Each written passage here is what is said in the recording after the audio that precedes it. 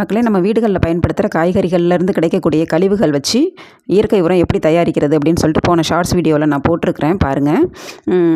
அதில் வந்துட்டு ஒரு பாயிண்ட் சொல்லியிருக்கேன். என்னென்னாக்க, அந்த காய்கறி வேஸ்ட்டெல்லாம் போட்டு அது மேலே மண் போட்டு அதுக்கு மேலே புளிச்ச மோர் தெளித்து விடணும் அப்படின்னு சொல்லிட்டு.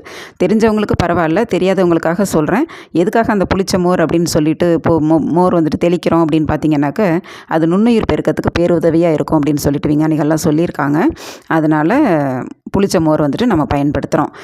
ரெண்டாவது, நான் ஏன் இயற்கை உரம் நானே தயாரிக்க ஆரம்பித்தேன் அப்படின்னு பார்த்தீங்கன்னாக்க, ஒரு செலிப்ரிட்டியோட வீடியோ பார்த்துருந்தேன். அதில் டிஏபி வந்துட்டு யூஸ் பண்ண சொல்லியிருந்தாங்க. ஒரு அரை ஸ்பூன் வந்துட்டு வேற சுற்றி அப்படியே கொஞ்சமாக பள்ளம் பறித்து போட்டு தண்ணி ஊற்ற சொல்லி அது மாதிரி செஞ்சேன். என்னோடய நல்லா இருந்த செடிகளெல்லாம் பார்த்திங்கன்னாக்கா அப்படியே பழுப்பு தட்டி போயிடுச்சு. இலைகள்லாம் நிறைய செடி வீணாக போயிடுச்சுன்னு கூட சொல்லலாம்.